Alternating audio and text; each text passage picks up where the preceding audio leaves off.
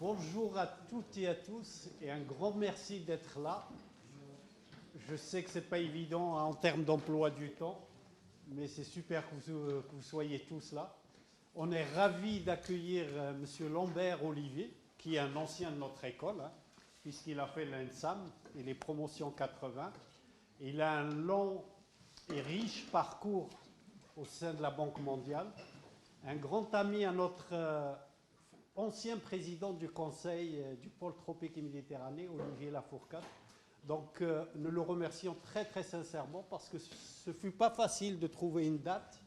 Mais en tous les cas, là c'est un petit avant-goût, mais il reviendra au mois de février, j'espère, pour une séance plus longue, Culture Sciences à la Gaillarde.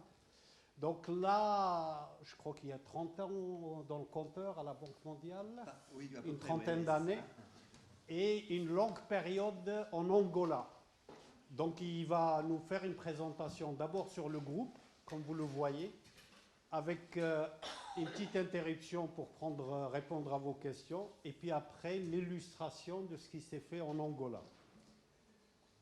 Voilà, et je remercie bien sûr avec Stéphane, mes collègues enseignants ici présents. On s'est tous un peu grouillés, comme on dit, pour que cette intervention ait lieu. Je ne veux pas être long. Merci beaucoup, Olivier.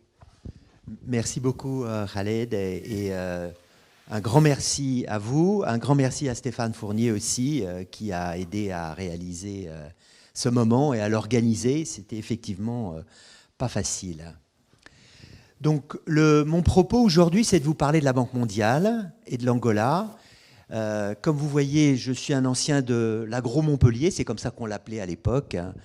Et en fait, c'est un peu un prétexte pour que vous puissiez voir ce qu'on peut devenir une fois qu'on a fait ces écoles, et vous donner des envies et vous ouvrir l'esprit et vous donner des idées pour ce que vous avez peut-être envie de faire.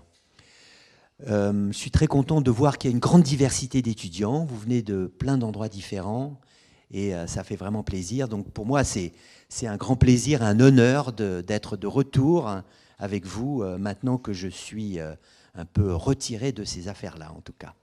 J'en ai d'autres, mais celle-là, en tout cas. Merci beaucoup. Alors, voilà, c'est comme ça. Alors, qu'est-ce qui se passe ? Ah, c'est bloqué. Ah non, c'est peut-être là qu'il faut appuyer. Voilà. Alors, mon propos, c'est en deux parties. On va commencer par parler de la Banque mondiale, donner un peu une idée de ce que c'est et comment ça fonctionne. Et la deuxième, on s'arrêtera quelques minutes, comme disait Khaled. Et ensuite, on va parler de l'Angola. Et un peu, ça va être un peu qu'est-ce qu'on a mis en œuvre à ce moment-là en Angola. Et en particulier ce que j'ai fait lorsque j'étais le représentant résident de la Banque mondiale en Angola. Alors, la Banque mondiale, qu'est-ce que c'est d'abord ? Peut-être, j'espère, vous savez sûrement que c'était avant la fin de la guerre, en fait, de la Seconde Guerre mondiale. Il y a eu les accords de Bretton Woods qui ont créé trois institutions majeures. La première, c'est le Fonds monétaire, la deuxième, c'est la Banque mondiale, et la troisième, c'est le GATT. Et l'idée, c'était à la fois de stabiliser le système financier, de préparer la reconstruction après la guerre et d'organiser des règles du jeu entre les différents pays. Donc on avait besoin de trois institutions, comme vous pouvez voir. Et on va regarder un peu plus précisément ce que c'est que la Banque mondiale. Alors, juste pour la petite histoire, donc en français, on dit la Banque internationale de reconstruction et de développement. Après la Seconde Guerre mondiale, on pensait qu'à la reconstruction, en fait. Et puis, il y a quelqu'un qui a dit, mais et après, quand on aura tout reconstruit, qu'est-ce qu'on fait ? Ah ben, elle a dit, bon, on va faire du développement. Alors, ils ont rajouté le D à la fin de la birde, et aujourd'hui, ça n'est que du D, en fait. Sauf peut-être en Ukraine, on verra. Ouais. Alors, la Banque mondiale, aujourd'hui, en tout cas, c'est un groupe. C'est ça qu'il faut savoir, et qui contient 5 institutions différentes. Alors, ça, c'est la Banque mondiale extenso. On peut aussi, sensu stricto, c'est plutôt la BIRD plus l'IDA. Mais quand on parle du groupe de la Banque mondiale, on inclut la BIRD et l'IDA qui sont un peu le cœur, la SFI ou AFC qui aide le secteur privé, l'Amiga, dont on parlera un petit peu, qui est une société d'assurance qui fait un peu le pont entre les deux, et puis une sorte d'institution qui permet de régler les différends d'investissement entre des pays et des entreprises. On verra tout à l'heure que l'argent public n'est pas suffisant pour aider au développement. Il faut aussi de l'argent privé. Et pour que cet argent privé puisse s'investir et qu'il ait confiance dans le cadre, il y a un certain nombre de mécanismes qui ont été créés pour favoriser les flux privés vers les pays en développement.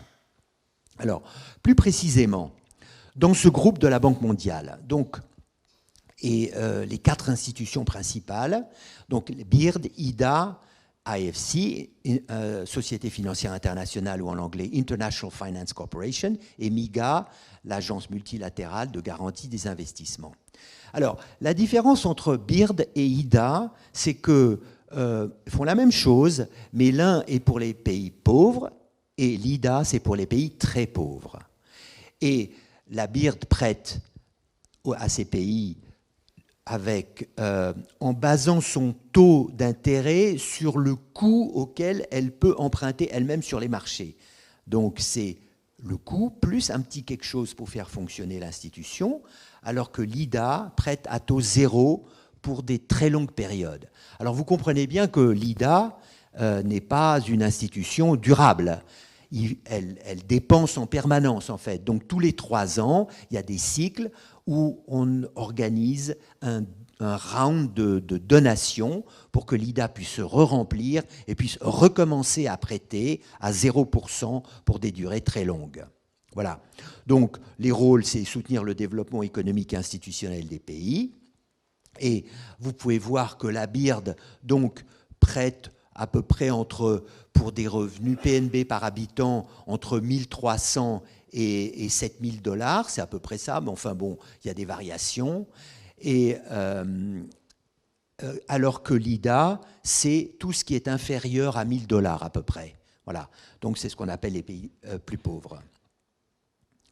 Ils font la même chose, leurs produits sont les mêmes, hein, c'est de l'assistance technique, des prêts et des conseils, c'est la même chose. Alors, l'ASFI, par contre, c'est la Société financière internationale, ou AFC, elle prête au secteur privé. Et l'idée, c'était de dire que aller dans ces pays en voie de développement, c'est pas facile pour une entreprise, et donc il faut des entreprises, des sociétés financières un peu spécialisées. Et la société financière un peu spécialisée, c'est justement la SFI, qui est en fait une banque, une sorte de banque d'affaires, qui prête à long terme, avec des produits bancaires, mais là, elle prête à des taux de marché. Ça n'est pas, c'est pas subventionné. Ça peut pas être subventionné puisque c'est des entreprises privées. Sinon, on donnerait un avantage compétitif indu à une entreprise privée. Mais ce qui est important, c'est qu'elle prête. Alors que beaucoup de banques, qui sont un peu frileuses, n'osent pas prêter pour faire des projets dans ces pays. Voilà. Et alors l'Amiga, c'est encore différent. C'est quand vous n'avez même plus besoin d'argent, que vous avez juste besoin d'une société qui vous aide à gérer des risques que vous avez du mal ou à appréhender ou à gérer vous-même. Donc moi j'aime bien parler de ça comme d'un pont, mais c'est une société d'assurance en fait. C'est quand vous investissez dans un pays, vous pouvez, pour à la fois les crédits et l'investissement en capital, protéger ces capitaux contre les risques politiques. On verra un petit peu ce que ça veut dire un risque politique. Ça peut être, quand on ne connaît pas, ça fait un peu fumeux, mais ce n'est pas fumeux, c'est en fait extrêmement précis. Vous pouvez voir aussi que les créations de ces institutions sont différentes. Donc en 1945, on crée la banque. IDA, alors qu'on s'est dit il y a des pays plus pauvres qui ne peuvent pas emprunter comme la BIRD, donc il faut créer une institution spéciale. Donc c'est venu en 1960, donc vous voyez, 15 ans plus tard. Et puis, à peu près au même moment, il y a la SFI, parce qu'on s'est dit il faut qu'on puisse aider le secteur privé, alors que BIRD et IDA ne prêtent qu'au secteur public. Et puis l'Amiga, c'est venu encore après, quand les flux, les IDE, ce qu'on appelle les investissements... les investissements, comment on dit ? directs à l'étranger ont commencé à avoir un flux sérieux. On s'est dit comment il faut les protéger, ces médias. Excusez-moi, c'est parce que je suis tellement anglophone que quelquefois les mots en français ou les acronymes en français m'échappent. Voilà. Alors, voilà. Alors, ça, c'est pour parler, pour vous expliquer ce que j'ai fait au sein de la banque, environ une trentaine d'années, comme Raleigh disait. Donc, je suis rentré par la SFI, c'est antichronologique. Je suis rentré par la SFI, où j'ai passé 2-3 ans. Pourquoi? Parce que je me disais vraiment le développement, j'étais passionné par le développement et le développement économique de ces pays. Je me disais vraiment le développement économique, il faut vraiment que ce soit par le secteur privé. C'est comme ça qu'on arrive à créer des emplois et qu'on arrive à lancer la machine. Mais une fois que j'ai fait ça pendant un moment, je me suis dit, mais quand même le cadre, tout ça, il y a quelque chose à faire au niveau du cadre. Les règles du jeu ne sont pas claires, l'État ne se comporte pas toujours très bien ou fait des erreurs de politique économique, donc il vaut mieux travailler sur le secteur public. Et donc je suis rentré à la banque, j'ai bougé donc de la SFI à la BIRD, et là je me suis spécialisé dans le secteur financier plutôt, parce que je venais de la banque en fait. Après l'agro, j'ai fait aussi une autre école. Et j'ai commencé en Afrique de l'Ouest, j'ai travaillé en Afrique australe aussi, et puis en Asie du Sud-Est. Et même dans cette période-là, j'étais même... je suis parti en Angola déjà, donc c'était dans les années 2002, quelque chose comme ça, parce qu'après la signature des accords de paix, on en parlera tout à l'heure, vraiment il y avait de l'espoir. Et donc, alors on a augmenté le bureau, puis on a demandé s'il y a des gens qui voulaient y aller. J'ai dit que j'étais prêt à y aller. Et puis j'ai été déçu parce que les choses ne se sont pas passées comme on avait imaginé à cette époque-là. Et puis voilà, donc je suis revenu, j'ai fait autre chose, je suis parti en Asie du Sud-Est, et puis je suis rentré à MIGA, où j'étais d'abord le directeur global pour la finance et télécom, et puis ensuite directeur du développement, Europe, Moyen-Orient et Afrique, ça faisait un gros morceau. Beaucoup travaillé à l'ICFI à cette époque-là, parce qu'on avait un peu les mêmes clients, pas de la même manière, pas les mêmes types de risques, mais on avait les mêmes clients. Et puis, j'ai été nommé représentant résident pour l'Angola et Sao Tomé et Principe, qui est un autre petit pays indépendant. En fait, c'est au large du Gabon, mais ils sont lusophones. Donc, nous, à la banque, on les regroupe ensemble. Voilà. Voilà. Alors, quelle est un peu la logique de notre développement, la manière dont on réfléchit à la banque? C'est le développement par l'ouverture. Et comme vous le savez, vous êtes tous des économistes aussi, c'est le principe des avantages comparatifs. Et donc, l'idée, c'est qu'il faut ouvrir les pays, il faut les aider à s'insérer dans l'économie mondiale, et c'est comme ça qu'ils vont arriver à se développer. Donc, sur la base, tout le monde est un peu d'accord que c'est comme ça que les choses marchent bien. Mais le problème, c'est que quand on fait ça et qu'on ne fait rien de plus, ça ne suffit pas, ça ne suffit clairement pas. Parce que le développement social ne se passe pas sans qu'on l'aide un peu, ni l'industrialisation, ça ne se passe pas toujours. Le niveau d'épargne locale est faible, donc même si c'est ouvert, on a du mal à trouver des investisseurs à l'intérieur du pays pour créer une dynamique au niveau du secteur privé. Donc, il y a plein de problèmes, en fait, en plus. Donc, l'ouverture, c'est bien, mais ça ne suffit pas, en gros. Et c'est pour ça qu'on a créé la BIRD avec l'IDA, avec tous les financements qui vont avec, le catalyseur pour le secteur privé, la SFI, et évidemment MIGA pour aider à favoriser les IDE et rendre faisable et plus fluide tous ces investissements dans ces pays. Alors, comment fonctionne cette Banque mondiale, le cœur de la Banque mondiale? Le cœur de la Banque mondiale, c'est le financement de projets d'investissement, le financement de politique, et puis il y a 3 grands produits pour les types de financement, et depuis peu, ce qu'on appelle le programme pour les résultats. Alors, le financement de projets d'investissement, ça c'est facile à comprendre. Vous savez, c'est quand on finance un actif précis. Un pont, une route, un hôpital, des écoles. Ou peut-être des canaux d'irrigation. Du moment que c'est un actif public.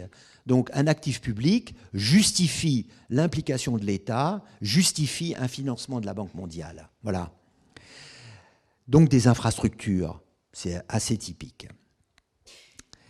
Le financement de politiques de développement, c'est un petit peu différent. Alors là, c'est un soutien budgétaire donc directement aux États, c'est-à-dire pour changer de politique et pour les accompagner dans une nouvelle politique.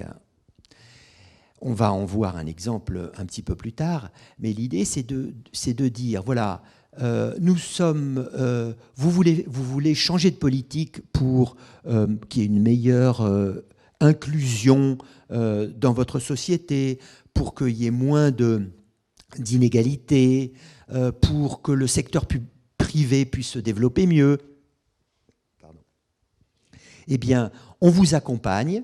La question après, c'est le montant est en fait lié à ce dont vous avez besoin pour éventuellement accompagner cette politique. Il peut y avoir des périodes de transition, mais aussi au niveau budgétaire, quel est votre trou pour financer ces investissements.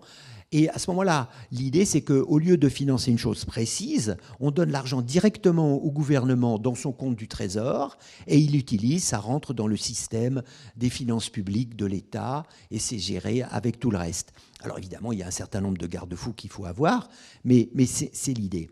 Alors, le programme de résultats, c'est encore un autre produit. L'idée, c'est de dire, on ne parle plus de politique, on ne parle plus d'actifs précis, mais on parle d'objectifs à atteindre.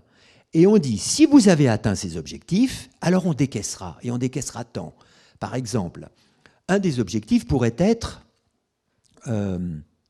que les écoliers dans un système aient au moins, qu'il y ait autant de pourcentage d'écoliers et au moins tel niveau de notes. Et ça veut dire que vous avez fait beaucoup de choses pour arriver à ce point-là. C'est vraiment ce qu'on appelle en anglais un outcome, c'est-à-dire que vous avez le pourcentage de gens qui ont un niveau minimum. Ça, c'est vraiment un résultat. Et ça, c'est un exemple de résultat qui permet, par exemple, de décaisser. Mais ce n'est pas le seul, mais c'est juste un exemple que je donne là. Voilà. Alors, en plus donc de prêter et de donner de l'argent, de prêter ou pratiquement de donner de l'argent, on a beaucoup de services de conseil et d'analyse.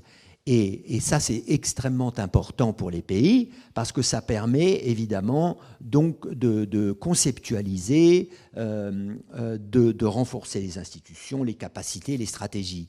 Et donc, on produit des rapports, des notes, des conseils, on fait des ateliers de partage où on explique, où on analyse ensemble. Et en fait, cette partie accompagne très très bien la partie décaissement liée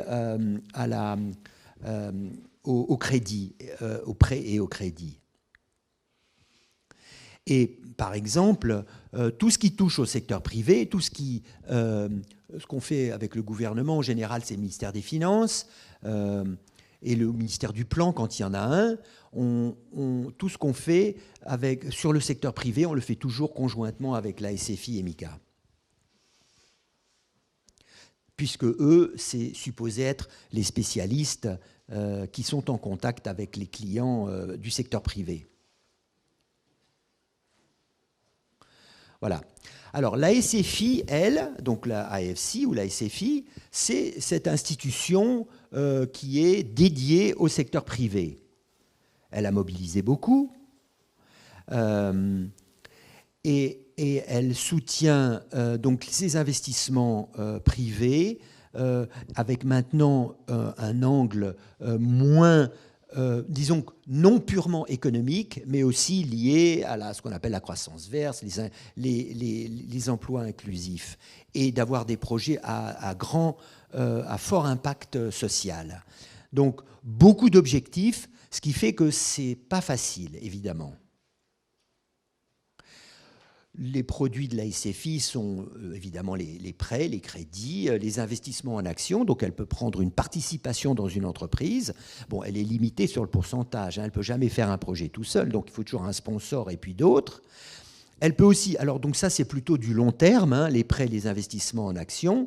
Elle peut aussi faire du financement de commerce et de matières premières. Ça c'est plutôt du court terme, c'est en général moins d'1 an.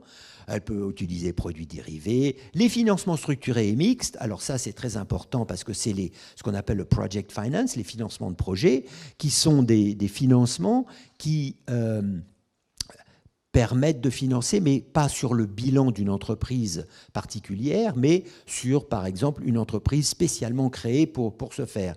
Et donc, il faut avoir une architecture financière qui soit solide pour que ça tienne tout seul, si vous voulez. Et bien sûr, elle a un rôle de catalyseur pour les financements supplémentaires, parce que une fois que la SFI fait un crédit, elle peut emmener d'autres banques avec elle, qui viennent un peu sous le parapluie de la SFI, et ils savent que s'il y a des problèmes, la SFI va aider à les résoudre. Voilà, pareil, il y a des services de conseil à la SFI. Alors là, elle a des services de conseil pour les entreprises, évidemment, puisque c'est leurs clients et c'est eux qui sont les clients, mais ils développent aussi maintenant pour les gouvernements des services conseils. D'ailleurs, s'il y a un peu de overlap avec la banque elle-même, et quelquefois on fait les choses ensemble ou même on est un peu concurrents dans certains cas. De structurer les partenariats public-privé, par exemple. Alors on peut l'approcher du côté privé ou on peut l'approcher du côté public, bien sûr. Alors MIGA, donc vous avez vu que j'ai passé quelques années à MIGA, et c'est une des institutions moins connues de la banque et qui est très intéressante parce que moi je la vois comme un pont entre le secteur privé et le secteur public. Pourquoi je dis ça? Parce que en fait nos clients c'est le secteur public, mais on prend des risques sur le secteur public.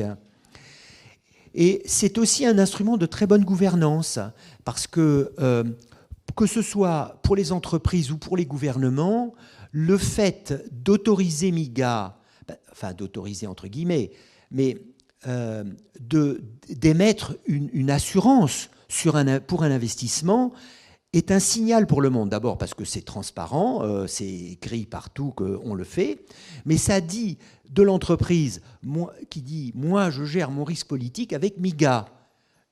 Pas avec des valises de billets au ministre des Finances. Vous voyez ce que...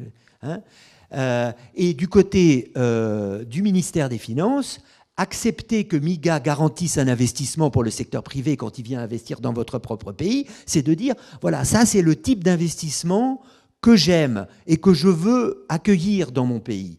Donc c'est vraiment un très bon instrument de gouvernance, que ce soit pour l'un et pour les autres. Voilà. Bien entendu, ça complète aussi ce qu'on appelle les agences d'export, comme la COFAS en France, mais pas la COFAS court terme, la COFAS long terme. Donc c'est bien sûr de la gestion de risque, et puis c'est une compagnie d'assurance, parce que, évidemment, s'il y a une catastrophe, MIGA doit payer. Alors, les catastrophes, c'est lié au risque.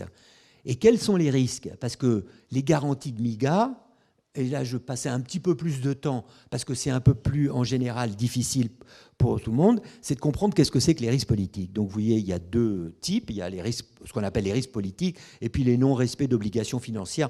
On va passer un peu vite, mais en gros, c'est tout. L'assurance contre les risques politiques. Donc, en fait, on définit 4 risques politiques. Et c'est extrêmement bien défini. C'est la garantie d'inconvertibilité et de restriction de transfert. Ça veut dire, vous gagnez de l'argent dans un pays parce que vous avez pris des risques, vous avez investi, mais vous ne pouvez plus sortir cet argent du pays pour différentes raisons. Ou vous ne pouvez pas les rechanger en euros ou en dollars, ou alors c'est bloqué par la Banque centrale et vous ne pouvez pas les sortir. Donc ça, c'est ce qu'on appelle un risque politique. Et MIGA donne une garantie contre ce risque-là. C'est pas, vous voyez, c'est pas du tout un risque comme je ne gagne pas assez d'argent parce que je ne vends pas assez. Ça, c'est un risque commercial complètement pris en charge par l'entreprise elle-même. Mais ça, ce type de risque-là, c'est un risque que l'entreprise ne peut pas gérer elle-même. L'autre, c'est une garantie de rupture de contrat. C'est-à-dire, j'ai un contrat, par exemple, je crée une une station de production d'énergie. Le contrat le plus important, c'est ma vente d'énergie à l'entreprise d'électricité nationale. Mais l'entreprise d'électricité nationale, tout d'un coup, fait une rupture de contrat, et donc je ne peux plus lui vendre, donc j'ai plus de revenus, donc je ne peux plus rembourser mes crédits, donc je ne peux plus payer des dividendes. Voilà, garantie de rupture de contrat. L'expropriation, c'est un risque politique. C'est tout simplement, vous avez investi dans un pays, et puis l'État décide de vous le prendre. Et de vous le prendre à un taux, à un prix, évidemment, bien en dessous de sa valeur. C'est ça l'expropriation. Et puis évidemment, garantie contre les conflits, risque de conflits armés, d'actes terroristes, troubles civils. Tous ces pays en développement sont des pays qui sont fragiles et il n'y a pas toujours la stabilité qu'on voudrait avoir. On voit le Niger, le Burkina, le Mali, tout ce qui se passe. Bon, il est clair que ce sont des actes, des troubles civils. Et si vous avez une entreprise, si vous avez investi là-bas et que vous avez une garantie MIGA, à ce moment-là, vous toucherez une indemnité. Voilà. Le non-respect d'obligations financières, c'est plutôt pour les banques et pour différents types de clients, mais en gros, c'est une obligation globale pour non-respect d'un contrat de crédit, par exemple. Mais ce qui était important, c'était de comprendre bien les risques politiques ici. Alors, maintenant qu'on a parlé de ces trois institutions, c'est pour vous donner une idée des volumes. Alors, voyez, c'est pratiquement un facteur de 10 à chaque fois. La Banque mondiale elle-même, vous voyez, par an, elle prête plus de 50 milliards de dollars. C'est beaucoup. Hein, c'est beaucoup. La SFI, par contre, c'est, vous voyez, autour de 10 milliards. Et MIGA, c'est autour de 5 milliards par an, avec des grandes variations parce que, bon, pour différentes raisons. Mais vous voyez, ça vous donne un sens que vraiment, il y a des grandes différences dans les institutions. Et bien entendu, la plus importante des institutions, plus de 50 milliards de dollars par an, c'est beaucoup. Alors, donc, vous imaginez le portefeuille, parce que c'est des prêts à long terme. Donc, vous rajoutez 50, plus 50, plus 50, même s'il y a des remboursements, ça fait quand même un gros portefeuille. Alors, je n'ai pas détaillé, mais ici, c'est les deux, hein, c'est-à-dire vous avez ce qu'on appelle des prêts de la BIRD et des crédits de IDA. On utilise ces deux mots un peu différents. Les prêts, c'est BIRD, et les crédits, c'est IDA. Et puis il y a même, pour les pays très pauvres ou très fragiles, des dons. C'est ce qu'on appelle les IDA grants. Voilà.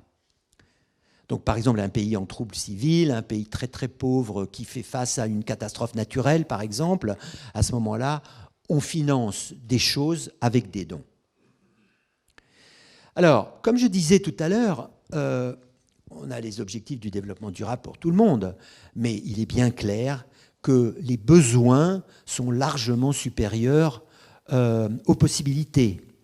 Donc, vous voyez, alors c'est un peu cette idée de cette slide où on voit les besoins, c'est à gauche. Pour arriver au objectif du développement durable, là, on a 4,5 trillions par an, enfin donc des chiffres absolument géants, hein, on parle du monde, hein, alors que l'aide au développement et les IDE et tout l'argent qui revient dans les pays en voie de développement, vous voyez, ça fait à peu près 1,2 trillion. Donc il y a un gap géant de 2,5 trillions. Donc c'est colossal. Et c'est clair que ça ne peut pas être rempli par de l'argent public. Il faut de l'argent privé pour remplir et donc c'est tout à fait nécessaire de organiser les choses pour que l'argent privé puisse venir s'investir dans ces pays en voie de développement. Et donc c'est ça ce qu'on dit, c'est que ce secteur privé peut jouer un rôle beaucoup plus grand. Par exemple, dans la production d'énergie, dans la production d'eau, il est donc dans des grands types d'infrastructures, même des routes, et de façon à ce que l'argent public, l'argent de l'État de tous ces pays, puisse investir là où vraiment l'argent privé n'a pas sa place. On pourrait parler l'éducation primaire, on peut parler de la santé, à certaines choses de l'agriculture, donc toutes ces choses-là où le secteur public a vraiment un rôle essentiel. Et alors, ici, c'est pour vous donner une idée de cet argent privé. Donc, ça, c'est un peu le caviar de l'argent privé, c'est-à-dire, c'est les IDE, les investissements directs à l'étranger. Vous voyez comme ça varie. Et vous voyez aussi que dans le monde, il y a des variations, que les variations sont un peu moins grandes quand on parle de l'Afrique ou de l'Asie. C'est un peu plus, je dirais, même linéaire, même si ça croît. Mais surtout pour l'Afrique, c'est à un niveau extrêmement bas. C'est un niveau beaucoup trop bas pour arriver à boucher tous ces trous. Et si on regarde les flux de croissance, vous voyez, c'est maintenant avec ce qu'on appelle les credit ratings, c'est-à-dire en fonction de comment le pays est classé sur la zone sur son échelle de crédit. Vous voyez, évidemment, les investissements vont là où c'est bien classé et très peu là où c'est mal classé. Alors, c'est un peu âgé cette slide, mais ça ne changerait pas grand-chose. Et donc, c'est pour ça que cette slide est importante, parce que c'est là où la Banque mondiale va se concentrer, c'est évidemment sur toute cette partie-là qui a besoin d'aide pour attirer les investissements, et en particulier les investissements privés. Voilà. Et pour terminer cette partie, ce que je voulais vous montrer, c'était que la Banque mondiale n'est pas la seule banque de développement. Même si c'est la plus grande, même si c'est la plus importante, il y a aujourd'hui de nouvelles banques, mais il y a beaucoup d'autres banques. Il y a la Banque africaine de développement. Alors, en général, c'est tous un peu des bébés banques mondiales, si vous voulez, d'une certaine manière. Ils ont tous un peu copié le modèle de la Banque mondiale, mais la Banque africaine, la Banque asiatique. Après, il y a la Banque asiatique d'investissement pour les infrastructures. Ça, c'est une toute nouvelle, basée à Shanghai, mais qui un peu finance, je dirais, la fameuse belt de Xi Jinping. La Banque de développement des Caraïbes, focalisée sur une région géographique, bien sûr. Banque centra-américaine. Alors, il y en a qui sont plus politiques que d'autres et d'autres plus techniques. La Banque du développement de Conseil de l'Europe qui se focalise sur le social. La Banque européenne de reconstruction et de développement, ça c'était qui a été créé, comme vous savez, à la chute du mur de Berlin. La Banque européenne d'investissement, ça c'est pour nous, c'est pour l'Europe. Interaméricaine de développement, voilà, bon, ça c'est la BID, la fameuse BID. La Banque islamique de développement, c'est tout ça un peu la nouvelle chose. La nouvelle banque de développement basée en Afrique du Sud, qui a été créée par le Global South, un petit peu, la Banque nordique d'investissement qui s'occupait du Nord, mais qui fait aussi des choses dans le Sud. Et puis nous, voilà, la Banque mondiale. Voilà, avec cette slide, c'est la fin de cette première partie. Et je m'arrête un peu et vous êtes bienvenus pour poser quelques questions. Voilà. Et de redevenir actif, maintenant que vous avez été passif pendant quelque temps. Merci.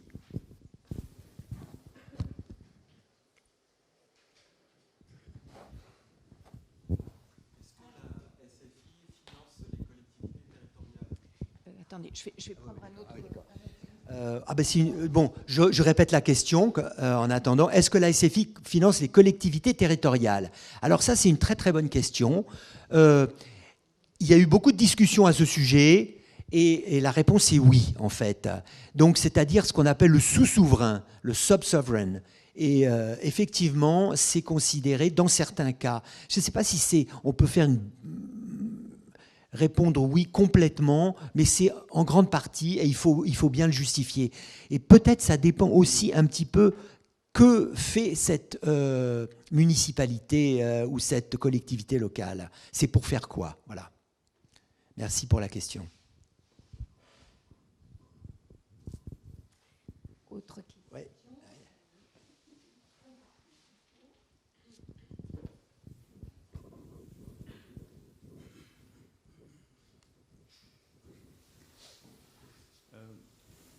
Merci, monsieur.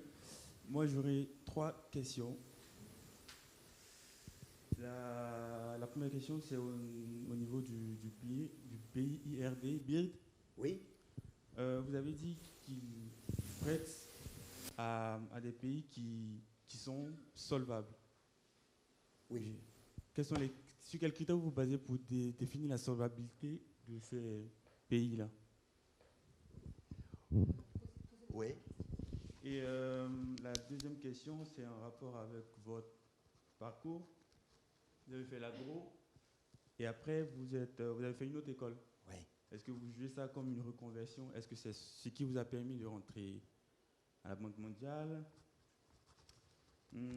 La troisième question, c'est au niveau du soutien aux politiques de développement. Est-ce que c'est nécessairement les États qui décident on a un besoin, donc on fait appel à la Banque mondiale, ou est-ce que souvent vous faites des propositions parce que ces pays-là, vous les trouvez trop sous-développés, par exemple, et que vous jugez que cette proposition pourrait être bien pour eux? C'est mes trois questions. Très bonne question. Et vous êtes de quel pays? Côte d'Ivoire, ok. Bon, j'ai beaucoup travaillé à Abidjan aussi. Très bien, merci beaucoup. Très bonne question. Alors, la solvabilité, c'est quoi pour la BIRD? Et effectivement, bon, j'avais dit un petit peu au début que le taux d'intérêt auquel la Banque mondiale prêtait à ces pays était lié à son propre coût d'accès au capital. D'accord? Donc, le coût d'accès au capital est essentiel pour la BIRD, parce que c'est comme ça qu'elle repasse l'avantage qu'elle a à ces pays en développement. Mais ça veut dire aussi qu'elle doit faire attention. Elle doit faire attention à son propre bilan.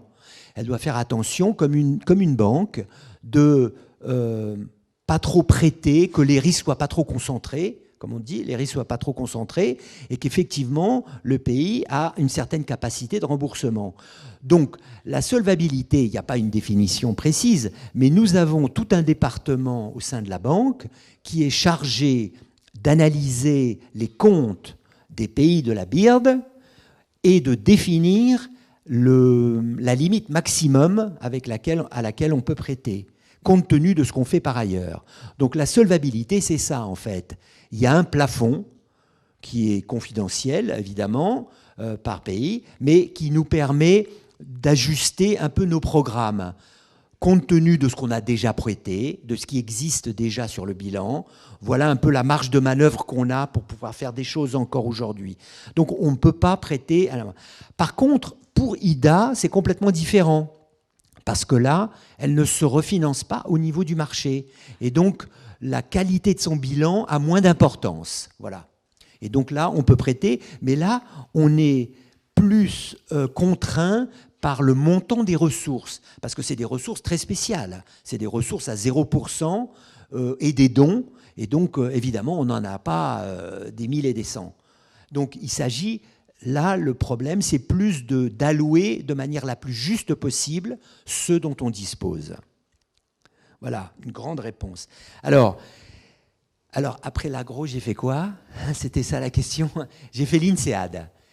C'est une école d'économie et de business.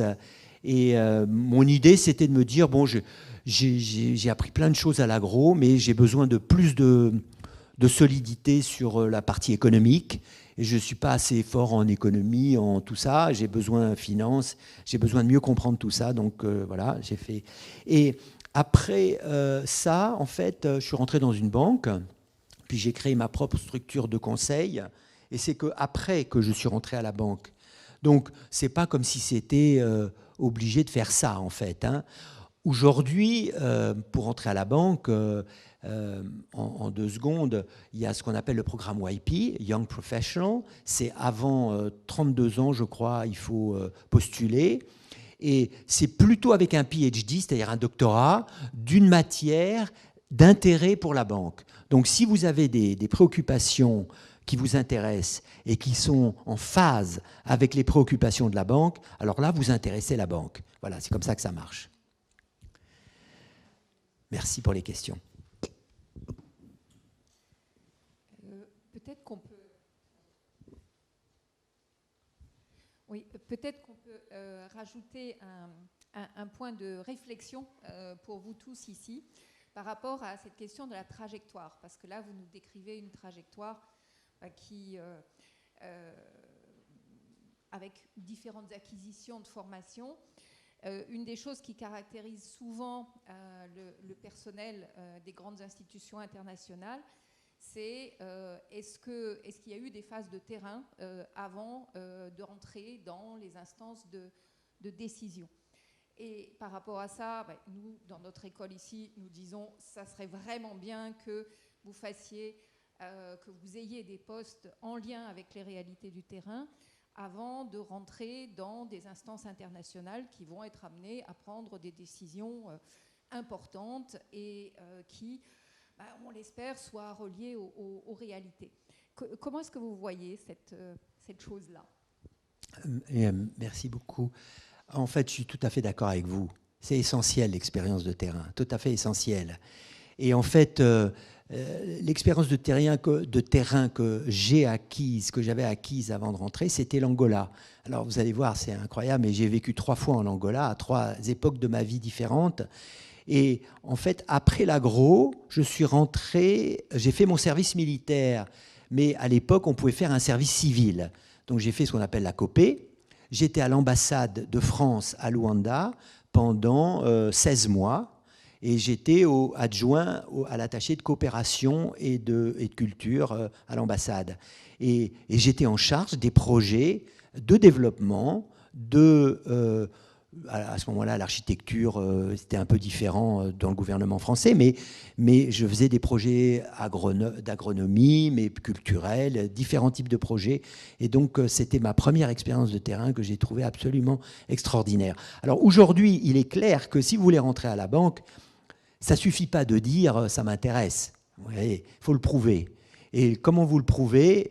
Vous le prouvez en ayant été sur le terrain, en ayant fait quelque chose qui vous motive et qui est en phase avec les demandes de l'institution et les préoccupations de l'institution.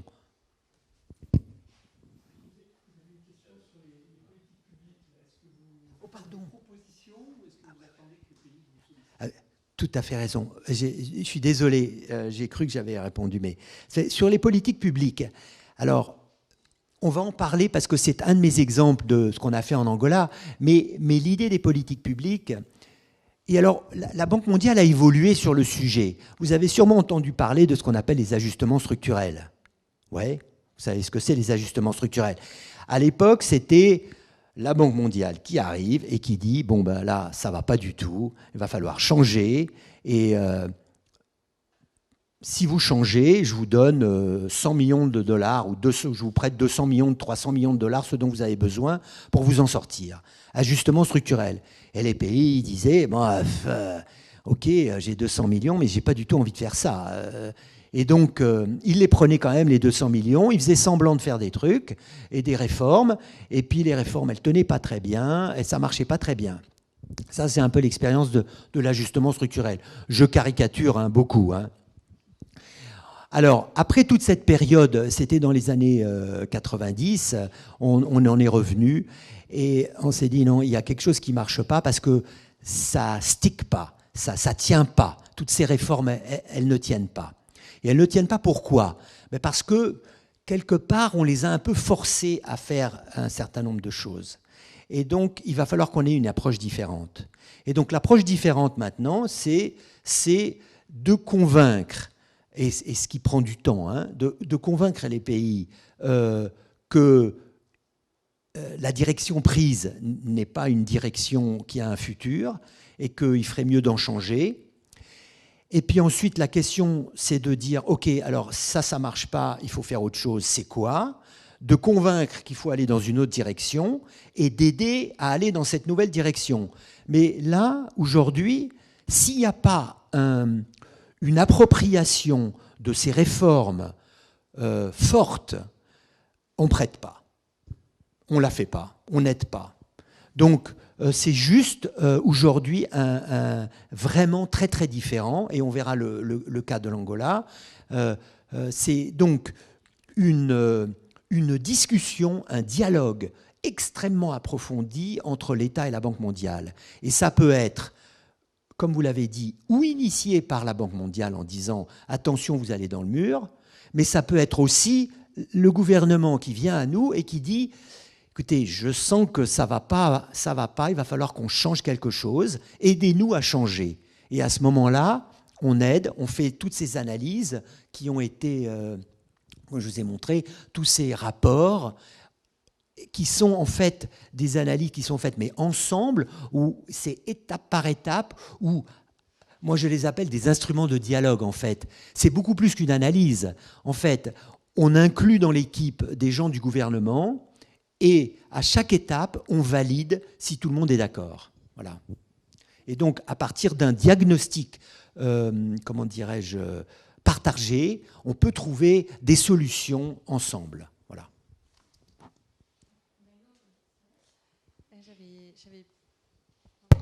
Si ça marche. J'avais plusieurs questions.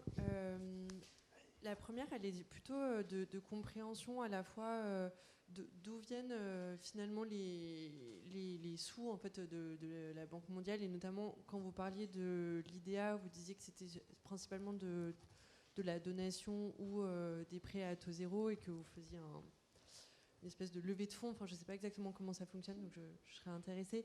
Et du coup, de la même façon, comment les structures privées en fait, font appel à vous, et j'imagine qu'il y a quand même des typologies de structures qui viennent vers la Banque mondiale. Et après, c'était plutôt une question de responsabilité sociale et de redevabilité.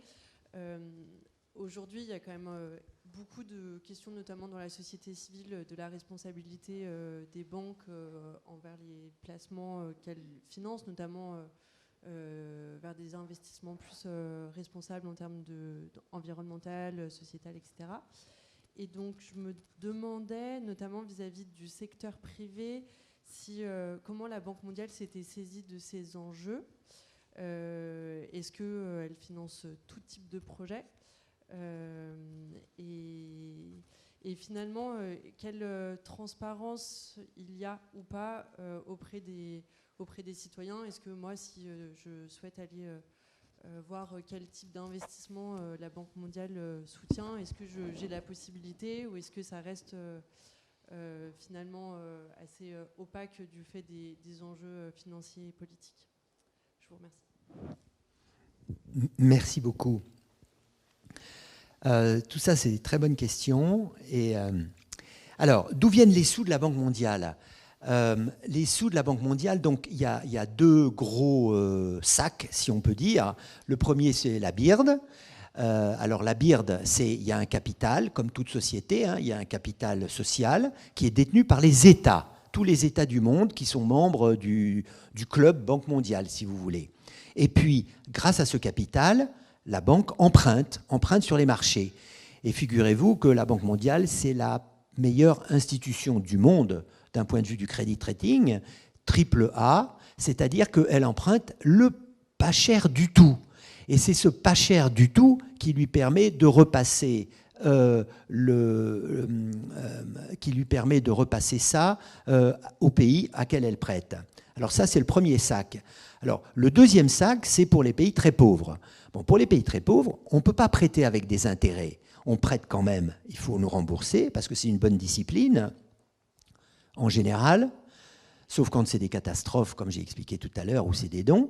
Mais donc on prête, mais à 0%. Alors, comme on prête à 0%, cet argent, au fur et à mesure, disparaît. Il ne revient pas naturellement et avec les coûts de fonctionnement. Donc, c'est un sac qui se rétrécit et se rapetisse et devient zéro au bout de 3 ans à peu près. C'est ce qu'on a déterminé. Et donc, tous les 3 ans, il y a un cycle de négociation entre tous les pays du monde pour le remplir de nouveau, de façon à remettre la capacité à prêter aux pays très pauvres, remettre cette capacité intacte, de la remettre au bon niveau. Voilà. J'espère que ça répond un peu à la question. Alors, maintenant, pour le privé, la BIRD et l'IDA, vous avez compris, ne prêtent qu'à des gouvernements, qu'à des États. Hein, donc, risque souverain, 100%. Par contre, si le privé a besoin de l'aide de la Banque mondiale, il fait appel ou à la SFI ou à MIGA. en fonction de s'il a besoin de l'argent, il vient à la SFI, et s'il n'a pas besoin d'argent, mais que c'est juste une question de gestion de risque, il vient chez MIGA. Donc, ça, c'est comment le privé fait appel au groupe de la Banque mondiale. Alors, cette responsabilité sociale et la qualité des investissements, c'est quelque chose d'essentiel. En réalité, ça a commencé à la Banque mondiale. Tout ce que vous voyez et qui percole aujourd'hui dans le secteur privé et dans les banques privées vient de la Banque mondiale. C'est la SFI, par exemple, qui a institué ce qu'on appelle des fameux principes de prêt. J'ai oublié le nom, là, tout d'un coup, ça me sort. Mais il y a les fameux principes d'une banque privée pour prêter dans un pays en voie de développement ont été créés par la SFI, en fait. Donc, tout ce à quoi vous pensez en termes de durabilité, impact social, pollution, etc., en fait, ça a été généré au sein de la Banque mondiale bien avant, et nous le faisions bien avant que le secteur privé ne le fasse. Et aujourd'hui, même le secteur privé ne le fait pas toujours. Tout le système financier privé, je veux dire. Voilà. Et la transparence... Donc, nous avons été saisis de ces enjeux, pour reprendre vos mots, saisis de ces enjeux bien avant tout le monde, en fait. Et c'est nous qui avons donné le cadre conceptuel pour que ces banques puissent l'utiliser. Et enfin, la transparence, elle est totale. Si vous allez sur les sites de la Banque mondiale ou de la SFI, vous pouvez voir chaque transaction. Alors, tout ce qui n'est pas purement confidentiel, commercial, y est. Et donc, vous pouvez savoir à quelles entreprises la SFI a prêté, combien, et pour faire quoi. Merci.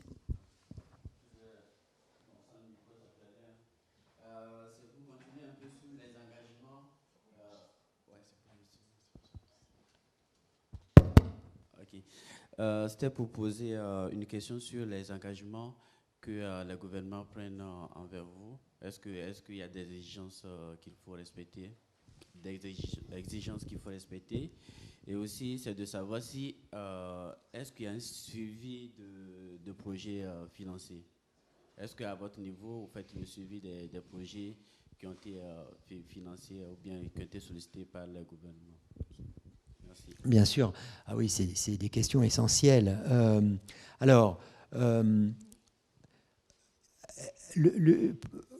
Quand on fait un programme ou un crédit avec le gouvernement, il y a un contrat qui dit exactement ce qu'on veut faire et pourquoi on veut le faire. Donc, les choses sont très claires, en fait. Donc, moi, j'ai signé des contrats. Voilà, on va faire une école, on va faire un pont, on va faire un programme d'eau, on va faire un système d'irrigation. C'est ça qu'on fait. Donc, après, la question, c'est le suivi de ça et de vérifier si, effectivement, tout se passe bien comme prévu. Bien entendu, tout projet, tout programme, on utilisait le mot « supervisé » avant, mais la connotation n'est pas géniale. Donc, on utilise aujourd'hui le suivi en commun. Donc, on suit en commun, donc avec le gouvernement, et au minimum tous les 6 mois. Et pour revenir à ce concept de transparence évoqué par votre collègue, tout est sur le site de la Banque mondiale. C'est une institution, vous ne pouvez pas imaginer quelle transparence. Vous pouvez regarder un projet particulier dans un pays particulier et vous pouvez savoir exactement où on en est dans ce projet. Le dernier rapport de supervision est dedans, est disponible et vous pouvez le regarder. Moi, j'avais quelques questions. C'était par rapport aux risques politiques et par rapport aux différentes garanties qui étaient données. Oui. Par MIGA, si j'avais bien suivi. Et savoir du coup, dans quelle situation est-ce que ça a déjà été appliqué, pour quel conflit ou pour quel pays, ou dans quelle situation aussi la Banque mondiale est intervenue pour faire jouer ces garanties. Vous voulez dire pour payer des indemnités à des investisseurs? C'est ça. C'est ça. D'accord. Alors je vais essayer de m'en rappeler. Je n'ai pas ça comme ça, mais je suis à peu près sûr qu'il y en a eu en Éthiopie. Il y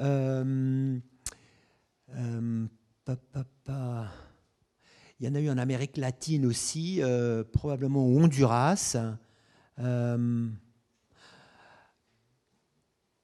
Alors, en général, si vous voulez, la manière dont ça se passe, c'est que MIGA essaye de résoudre les problèmes. Alors évidemment, si c'est des conflits civils, il n'y a rien à résoudre, il faut juste payer. Par contre, si c'est par exemple une rupture de contrat, à ce moment-là, on fait de la diplomatie financière et on explique un petit peu que ce n'est pas une bonne idée de faire une rupture de contrat et qu'il vaudrait mieux trouver une solution à l'amiable. Voilà. Donc, MIGA a pas dû payer énormément, si c'est ce que vous voulez dire, parce qu'on essaye de résoudre les problèmes avant qu'ils ne deviennent un drame. Voilà. Alors, sinon, comme je disais, pour les troubles civils, là, j'ai peut-être le Kenya aussi, il y a eu des choses, voilà. Donc, pas beaucoup, en fait. Je crois le message fondamental, c'est pas beaucoup.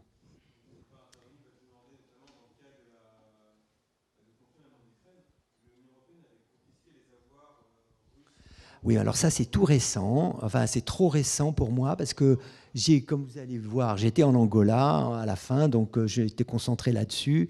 Et j'étais pas à MIGA, donc je regardais pas ça, mais j'étais vraiment focalisé sur l'Angola. Donc c'est possible qu'en Ukraine, il y ait des sinistres qu'il faille indemniser. Alors, avant de passer à l'Angola, parce qu'il nous faut garder un peu de temps pour l'Angola aussi, moi je voudrais juste revenir sur la question des investissements. Donc, vous nous avez expliqué que la banque favorise l'investissement direct étranger, hein, que ça s'inscrit dans ce paradigme. En matière agricole, ça porte notamment sur la question du foncier. Et les investissements directs étrangers, souvent, vont porter sur l'achat de foncier ou l'utilisation de foncier sur une très longue durée.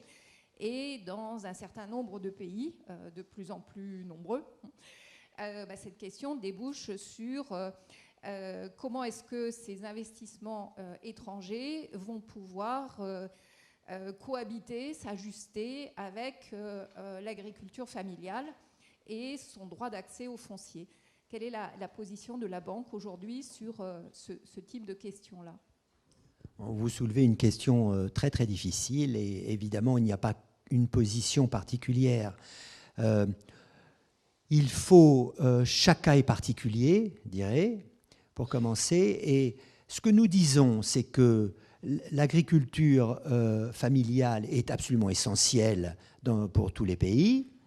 Et d'un autre côté, ça serait dommage de se priver d'investissements importants pour l'export qui puissent générer aussi créer une dynamique positive pour le pays. Donc, tout est dans comment c'est fait, de quelle manière c'est fait, pour combien de temps, quel type de, comment dirais-je, d'aliénation, entre guillemets, de la terre, combien de terre.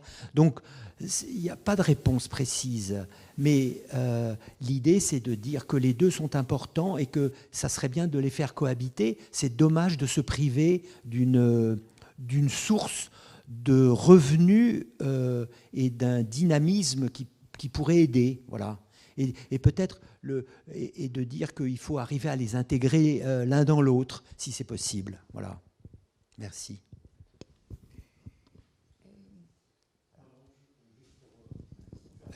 Voilà, on passe à la deuxième partie, alors. D'accord, ok. Alors, on passe à l'Angola, alors.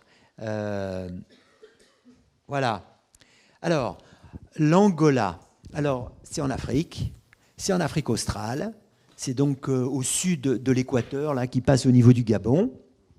C'est coincé entre la Namibie, c'est coincé entre le Congo et la Zambie. Voilà, il y a un petit peu du Botswana sur le coin. Voilà, pour vous situer où c'est. Voilà, vous voyez le drapeau. C'est un drapeau clairement, comment dirais-je, disons d'inspiration marxiste. Pourquoi ? Parce que le pays qui a gagné, enfin, pas le pays, le parti qui a gagné la guerre civile, et on va voir, était un pays qui était aidé par à l'époque, l'Union soviétique. Voilà. L'Angola, c'est vraiment très triste parce que c'est 40 ans de conflit. donc il y avait les Portugais, c'est un pays lusophone, une colonie portugaise. C'était plus qu'une colonie, ils étaient viscéralement attachés à l'Angola. Et donc il y a eu la guerre d'indépendance qui a été très sanglante et très triste. Et puis, au moment que l'indépendance allait se passer, au lieu que ça se passe bien, il y a eu des tas de problèmes au Portugal, et les Portugais n'ont pas réussi à organiser des bonnes élections comme il aurait fallu. Et donc, ça s'est transformé et ça s'est transformé complètement en guerre civile. Il y avait en gros enfin c'était un peu tribal aussi, mais donc il y avait la côte qui contrôlait les ressources pétrolières, qui finançait la guerre. Il y avait la partie vers l'intérieur, vers l'est du pays, qui contrôlait plutôt les diamants, et c'était grâce à ça qu'ils finançaient la guerre. Voilà. Et il y avait un troisième parti, mais qui est disparu assez vite. Donc il y avait surtout deux partis angolais qui ont lutté pendant très longtemps. Comme vous pouvez voir, 40 ans de conflit, c'est quand même beaucoup. 40 ans de conflit, c'est presque 2-3 générations, hein, parce que ça va vite là. Alors, mais ça veut dire aussi beaucoup de pertes de mémoire. Beaucoup de pertes de mémoire. Donc, des chiffres dramatiques, hein, population 2/3 sous le seuil de la pauvreté. Le gouvernement, donc, qui contrôlait Luanda et la côte, donc, totalement dépendant des revenus pétroliers, évidemment, il n'y avait rien d'autre. Niveau d'inégalité le plus élevé au monde, c'était, quand on regarde les chiffres, c'est absolument ahurissant. Dévasté, société fracturée, évidemment, les institutions... fragile, pas crédible, peu de légitimité. Et même quand on arrive là-bas aux accords de paix en 2002, difficile de prêter, de reconstruire. Voilà. Corruption énorme. Évidemment, tout ce qui touchait à l'achat des matériels de guerre avait créé un système épouvantable. Alors, l'Angola, maintenant, si on regarde un peu mieux, alors maintenant, donc, une grande zone côtière, donc c'est comme un carré, 3 bandes, on pourrait dire la côte au milieu et puis complètement à l'est. Un grand pays, 33 millions d'habitants. C'est potentiellement une des locomotives de l'Afrique, avec l'Afrique du Sud, le Nigeria et l'Angola. Bon, il y a l'Éthiopie aussi, bien sûr, mais c'est vraiment un des grands pays qui peuvent emmener le développement de l'Afrique. Et récemment, donc, sorti de 5 ans de récession, avec très peu, donc c'est moi, je suis arrivé en 2018, pratiquement au moment de la récession, et la récession était due à un prix de pétrole très bas. Donc le défi, c'est vraiment une économie complètement dépendante du pétrole et avec presque pas d'agriculture, presque rien, parce qu'il y a eu la guerre et des mines antipersonnelles partout. Donc vous savez que c'était un des pays que Lady Diana a visité à plusieurs reprises, parce que c'était un pays un peu comme le Laos ou le Cambodge, qui était vraiment un des pays minés dans le monde. C'est une catastrophe terrible. Évidemment, un secteur privé, presque rien. Et alors, donc... Ici, quand je suis revenu en Angola pour la 3e fois, la raison pour laquelle je suis venu, c'est parce que justement il y a eu ces élections avec un changement. Le président qui avait fait la guerre et puis la paix, Dos Santos, dont vous avez sûrement tous entendu parler, qui était extrêmement corrompu, avec toute sa famille extrêmement corrompue, qui contrôlait toutes les richesses du pays, avec un petit groupe de cronies autour d'eux, eh bien, il est parti et il a mis à la place quelqu'un qui pensait être à sa botte, mais qui s'est révélé pas du tout à sa botte, qui était donc un ancien ministre, un général aussi, mais qui a compris que vraiment le pays allait droit dans le mur. Et donc, à partir de 2022, non, à partir de 2017, quand il a été élu, il a pris le pays dans une direction complètement différente. Et donc, moi, ça m'a beaucoup intéressé. Donc, voilà, j'ai postulé pour ce poste et en 2018, début 2018, je suis arrivé en Angola. Voilà, et avec ce grand défi d'aider à cette transition. Mais maintenant, et pour répondre à la question du collègue, là, de dire maintenant avec un gouvernement qui veut, pas un gouvernement qui veut pas, un gouvernement qui veut. Ça change tout, évidemment. Alors, et là, vous voyez notre activité en Angola. Donc, autant on faisait des petits trucs, enfin j'exagère, des petits trucs, c'est quand même plus que 200 millions. Hein, mais pour un pays comme l'Angola, avec 33 millions d'habitants, et avec aucun autre donneur, hein, la banque était toute seule hein, là-bas. Bon, l'AFD, ils sont venus après, mais je veux dire, au niveau de la banque, il n'y avait personne. Donc, on était pratiquement les seuls. Et on faisait des trucs, mais focalisés sur des projets, pas des programmes, parce qu'on n'était pas d'accord sur la politique, donc on n'aidait pas la politique. Par contre, on aidait l'agriculture, la santé, l'éducation, des choses bien précises. Et puis, donc à partir de 2017-2018, tout change et on commence à avoir un vrai discours politique, comme on dit. Voilà. Et vous voyez la différence tout de suite. Moi, mon objectif, je voulais 1 milliard par an pour l'Angola, au moins 1 milliard. Eh ben, on y est presque arrivé. Hein. Mais bon, ça a pris du temps pour le mettre en route, tout ça. Mais pour faire des vraies politiques et pour faire monter le portefeuille en mesure de l'importance du pays et de sa population. Voilà.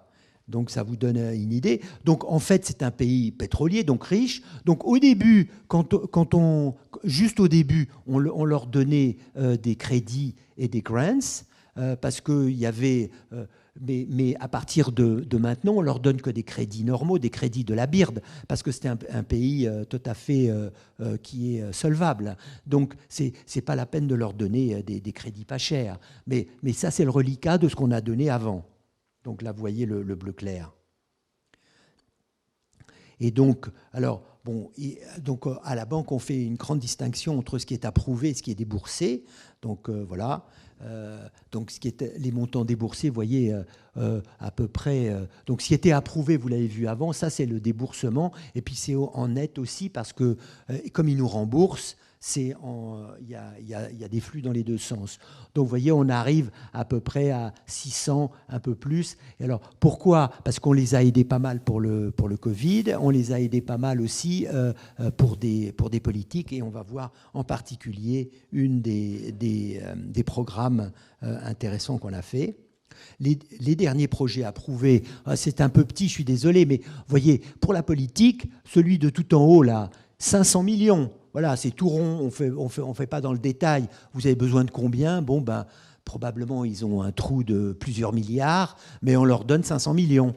Et puis, il faut que je dise aussi que avant, oui, j'aurais peut-être dû dire ça, à ce moment-là, pendant la crise où il y a eu en 2017, 2018, 2019, où le prix du pétrole était très bas, ils ont subi un problème géant, une récession géante, parce qu'ils ont été sérieux, donc ils ont réduit la voilure, c'est ce qu'il fallait faire. Mais le Fonds monétaire est arrivé et a fait le plus gros programme d'Afrique avec l'Angola, 4 milliards de dollars. Ils ont prêté 4 milliards sur les 3 ans. Donc nous, donc normalement c'est toujours le fonds d'abord et puis nous on vient derrière parce qu'ils sont macro et nous on est un peu plus, on est entre les deux, micro-macro. Donc maintenant, le fonds a déboursé, la politique est redevenue bien, le baril du pétrole est remonté un peu, et donc là, on peut recommencer à prêter, et vous voyez un peu les chiffres, tout ce qui a été signé. Regardez, en 22, 300 millions, un autre de 250 millions, en 23, 300 millions, encore 200 millions, encore 500 millions. Donc, ouais, ça va vite, on monte vite, et on aide. Pourquoi ? Parce que justement, on est d'accord sur les politiques et on sent qu'il y a une vraie volonté de changer. Et changer, ça veut dire quoi ? Ça veut dire réduire les inégalités, s'occuper des pauvres, améliorer l'éducation, s'occuper de l'eau. Voilà, ça c'est vraiment important. C'est ce qu'on estimait être, en anglais, worthy of support, c'est-à-dire valable. Et alors, pour revenir dans la question de comment on travaille et est-ce que les États sont d'accord avec nous ou est-ce qu'on les impose ou pas. Vous voyez, aujourd'hui, voilà comment on travaille. C'est notre cycle stratégique et c'est ce qu'on a fait pour l'Angola, bien sûr. On a fait un diagnostic systématique du pays, c'est-à-dire identifier les grandes forces et les grandes faiblesses. Ensuite, et on le fait d'une manière extrêmement, comment dirais-je, objective. Et là, c'est un produit qui est discuté avec le gouvernement, mais c'est vraiment un produit de la banque. C'est-à-dire qu'on ne veut pas être bridé par des questions un peu de diplomatie où on ne peut pas dire certaines choses parce qu'il se vexerait, etc. Donc on essaye de faire vraiment un document honnête sur ce qu'on estime être les forces et les faiblesses. Alors on le présente au gouvernement, évidemment, qui dit qu'il n'est pas d'accord avec ci, pas d'accord avec ça, mais on dit c'est notre document, là, c'est vraiment à nous et il n'y a pas de problème, ce n'est pas nécessairement partagé avec tout le monde. Mais basé là-dessus, on fait ce qu'on appelle un partenariat, un cadre de partenariat. Et le cadre partenariat, c'est vraiment là où on dit, voilà, sur les 5 prochaines années, on va se concentrer sur tel secteur et tel secteur. On ne peut pas tout faire, donc on dit des secteurs prioritaires. Et voilà le nombre peut-être de projets qu'on pourrait faire dans chaque secteur. Est-ce que ça vous convient? Et là, on se met d'accord avec le pays pour dire, voilà, c'est le partenariat, c'est le cadre dans lequel on va travailler pour les 5 prochaines années. Alors, les choses changent, évidemment. Donc, au milieu, on fait une revue et on ajuste, s'il faut ajuster, évidemment. Et à la fin, on vérifie si vraiment on est arrivé à ce qu'on voulait au bout des 5 ans. Donc, quand j'étais là, le diagnostic avait été fait. Et donc, nous, on était en train de mettre en place le partenariat de la manière meilleure. Voilà. Alors ça, c'est globalement comment est-ce qu'on travaille et comment on a travaillé en Angola. Et ce que je voudrais prendre maintenant, c'est 2 exemples pour illustrer un petit peu ce propos, tant de la première partie que jusqu'à maintenant. C'est comme notre appui au secteur agricole. Alors, il y a 3 slides sur le sujet. Donc, comme vous pouvez voir, c'est un secteur qui pesait rien du tout pratiquement dans l'économie du pays, alors que c'est un pays fondamentalement agricole. Donc ça ne va pas du tout. D'un autre côté, ça emploie pratiquement la moitié de la population et il y en a pratiquement tout le monde, c'est des petits exploitants. Donc ça, c'était au début, hein, bien sûr. Donc au début, on s'est dit, on va focus sur les petits agriculteurs et au cours du temps, donc à partir où on a recommencé à prêter donc à la paix, lorsque la paix est arrivée, hein, donc après 2002, on a préparé des projets et on a fait 3 projets successifs avec des objectifs un petit peu différents. Au début, il fallait vraiment produire pour nourrir le pays parce qu'il n'y avait rien et il fallait produire plus pour qu'il y ait des excédents et qu'ils puissent aller sur le marché. La deuxième phase, c'était, bon, une fois maintenant il y a des excédents, il faut améliorer quand même comment tout ça se passe en termes de productivité, les quantités, les qualités, tout ça. Donc c'était un peu la phase 2, si vous voulez, et la commercialisation. Et puis la phase 3 qui est maintenant, c'est l'adaptation au changement climatique. Il y a le sud du pays étant dans une sécheresse épouvantable et il faut trouver les moyens d'arriver à adapter cette agriculture. Mais pas seulement là, il y a des endroits où, évidemment, où il y a des inondations. Donc maintenant, la réflexion, c'est autour de ça. Donc voilà comment on a approché l'agriculture. Alors, chaque fois qu'on fait le projet, ce n'était pas non plus pour tout le pays, hein, on ne peut pas, c'est beaucoup trop grand. Donc c'était pour des régions déterminées, pour des cultures déterminées, voilà. Et qu'est-ce qu'on faisait? On a fait, au début, c'est l'éducation à tous les niveaux. Avec les 40 ans de conflit, le savoir agricole a été perdu. Il n'y avait plus rien. Les gens ne savaient même plus comment cultiver. Ils savaient peut-être faire du petit jardinage, mais ils ne savaient plus cultiver sur des champs. Donc il fallait faire de l'éducation à tous les niveaux. Donc voilà ce qu'on a fait. On a créé des écoles pratiques et puis on a aidé évidemment le ministère de l'Agriculture à se structurer avec toutes les capacités dont il a besoin pour fonctionner et surtout pour faire des politiques adaptées à la situation. Et donc ça, c'est ce qu'il y avait dans les projets, si vous voulez. Et en plus, il y avait une partie pour des dons, pour des petites infrastructures, avec tout un système où les agriculteurs doivent se mettre ensemble et décider ensemble de qu'est-ce qu'ils veulent exactement.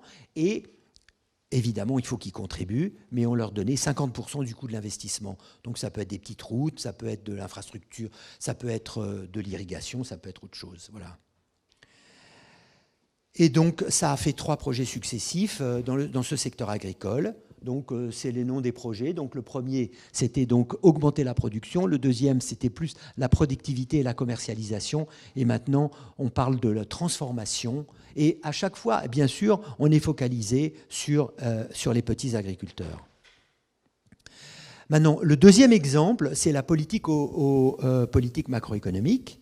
Et c'est un gros crédit, donc on l'a vu, 500 millions pour une transition, pour un changement, un vrai changement important. Et ce changement, alors on a toujours une manière de décrire les choses un petit peu compliquées, aider le gouvernement angolais à promouvoir la croissance verte, résiliente et inclusive. Alors, quand on dit ça, c'est très bien, mais la question, c'est qu'est-ce qu'il y a dedans ? Et la chose la plus importante, c'est ça. Réduisant les distorsions économiques et renforçant la résilience budgétaire et financière. Alors, on va voir ce que ça veut dire. Et puis, améliorer l'équité, les marchés des infrastructures, renforcer la résilience climatique. Voilà. Tout ça, ça a été un dialogue qu'on a initié il y a longtemps, mais en fait, depuis pratiquement 2002, on parle de ça, mais ils ne voulaient jamais le faire. On va voir de quoi on parle exactement. Et donc, des travaux analytiques, un dialogue, etc. Et tout ça pour s'assurer qu'on peut mettre ça en œuvre, parce qu'évidemment, nous, on ne fait que des choses qui peuvent fonctionner, qui doivent fonctionner, hein, et qu'il y ait une appropriation par le gouvernement angolais, mais à tous les niveaux, hein, du président jusqu'en bas. Puis alors là-bas, le président, évidemment, c'est le patron. Coordination avec les autres partenaires du développement. Aujourd'hui, l'AFD est un partenaire important. Et d'ailleurs, ils ont cofinancé une partie.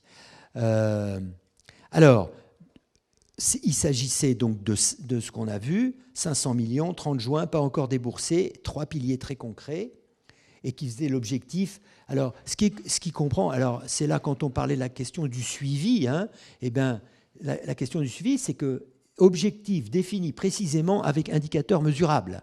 C'est-à-dire que c'est comme ça qu'on donne l'argent. C'est pas on ne peut pas mesurer quelque chose. Et donc, le plus important de tout, c'est le point numéro 1. Correction des prix et des produits pétroliers et la réglementation du secteur. Aujourd'hui, l'État dépense des milliards pour subventionner l'essence. Ce qui est évidemment, mais on le fait en France, enfin dans plein de pays, hein, ça se passe, pour subventionner, on l'a fait en France aussi, hein, pour subventionner les produits pétroliers, pour que ça coûte moins cher. Mais c'est un non-sens économique, tout le monde le sait, et quand même on continue à le faire. Alors, parce qu'en plus, bon, alors, il y a un non-sens de le faire par produit, au lieu de le faire par personne qui en a besoin, parce que celui qui en profite le plus, c'est celui qui a la plus grosse voiture et qui consomme le plus. C'est quand même débile. Hein, alors, mais on leur a dit depuis 20 ans, mais c'est que maintenant qu'ils le font. D'accord, mais c'est ça, en fait. Donc ce dialogue, et aussi de comprendre. Mais alors c'est pour ça que, même s'ils l'ont compris, si vous voulez, il y a aussi des moments politiques où c'est faisable, ou des moments politiques où c'est impossible de faire différemment. Donc c'est eux qui savent mieux que nous, évidemment, quels sont le bon moment de faire tout ça. Résilience fiscale du secteur financier, alors ça concerne le secteur financier. Gestion et transparence des entreprises publiques, alors les entreprises publiques perdent de l'argent comme vous voulez, donc évidemment ça utilise de l'argent et des ressources du gouvernement qui pourraient mettre dans l'agriculture, dans l'éducation et dans la santé. Alors, améliorer l'équité. Alors, un des projets dont je suis le plus fier que j'ai fait, c'était un projet on a pratiquement créé la sécurité sociale en Angola avec de l'argent distribué uniquement aux femmes sur des petites cartes à puce où elles peuvent retirer un peu d'argent parce que c'est ce qu'on appelle les fonds sociaux. Ça marche très bien et les femmes utilisent cet argent extrêmement bien pour nourrir les enfants correctement, les éduquer, les soigner, etc. Donc, on sait très bien que si on corrige les produits pétroliers, il y a des gens qui vont souffrir. Ça va impacter des gens. Alors les plus riches, ceux qui ont des jobs normaux, ça coûte un peu plus, c'est pas très grave. Mais pour certains, c'est terrible. Donc comment est-ce qu'on fait pour amortir l'effet de cette réforme? Mais il fallait avoir une base de données avec tous les gens dedans pratiquement, et une méthode pour pouvoir transférer des ressources à ces gens qui vont souffrir de cette réforme. Et donc, il fallait avoir au point un système. Et c'est le système qu'on a mis au point qui permet ça. Parce que ce n'est pas facile à faire. Améliorer les infrastructures pour une résilience climatique. Alors, transmission d'électricité, l'eau, etc. Donc, tout ça, c'est très bien. C'est des grandes politiques qui améliorent évidemment la situation de tout le monde en Angola. Voilà. Voilà. Donc, j'ai fini là. C'est la dernière slide. Pour conclure, je voulais juste dire que le développement par l'ouverture, je ne sais pas si vous avez été convaincus, mais c'est probablement un peu dépassé parce qu'il y a un certain nombre de choses auxquelles il faut qu'on regarde, durable, changement climatique, et aujourd'hui on a la COP28, on le sait bien. La mission de la Banque mondiale, on a un nouveau président depuis peu, et ça devient « End Poverty on a Livable Planet », et c'est beaucoup plus, comment dirais-je, global comme manière de dire les choses et d'avoir notre motto. Et comme on est à Montpellier, voilà, j'avais envie de terminer en pensant à Paul Valéry. L'avenir n'est plus ce qu'il était. Je ne sais pas si vous connaissez Paul Valéry, il a dit plein de choses passionnantes et je trouvais que c'était à propos ici. Voilà, merci beaucoup, merci pour votre attention.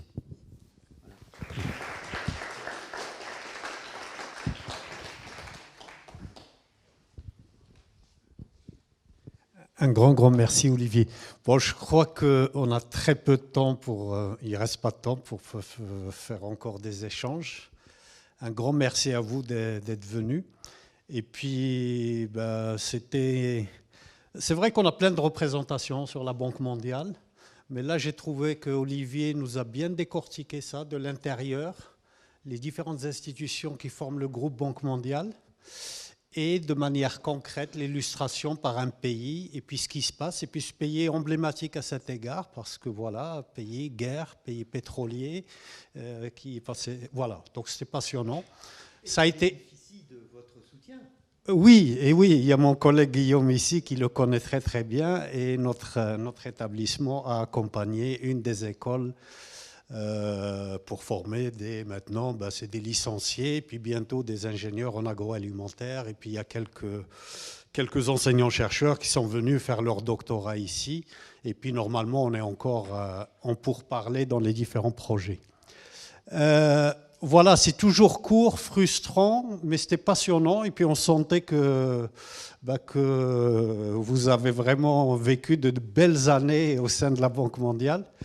Je profite de la présence des étudiants, j'ai rarement l'occasion de vous avoir tous. Vous savez que toutes ces préoccupations autour du développement, autour de ces bouleversements dans le monde, de ces problèmes géopolitiques en Afrique, de tous nos questionnements tous par rapport à toutes ces grandes mutations et ces tendances lourdes qui nous bousculent tous, on va se saisir en 2024 de tout ça, pour en faire une année au sein du pôle tropique et Méditerranée autour de toutes ces questions. Déjà demain, le conseil du pôle, on va leur soumettre une idée d'un séminaire qu'on va tenir au mois de juin autour de ces questions-là.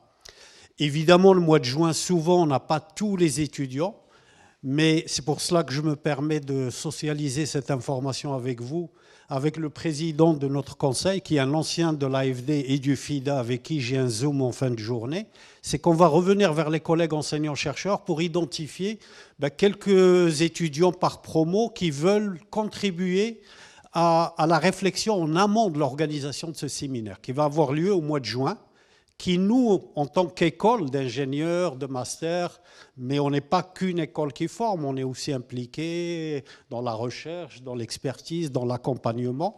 On a besoin aussi de construire cette réflexion collective. Donc on aura besoin aussi de vous. Après, l'année prochaine, parce que c'est des cycles, les collègues enseignants vont se saisir un peu des acquis de ce séminaire qui sera versé dans les modules au mois de septembre. Et il y aura un séminaire en interne avec l'ensemble des étudiants l'automne prochain, avec l'ensemble du personnel. voilà, je profitais de votre présence et certainement on passera par vos enseignants pour identifier un peu les personnes qui veulent contribuer à la réflexion en amont et nous aider à recueillir vos questionnements pour nourrir un peu ce futur séminaire. Un grand merci Olivier, puis à très bientôt et bon appétit et bonne fin de journée. Ouais.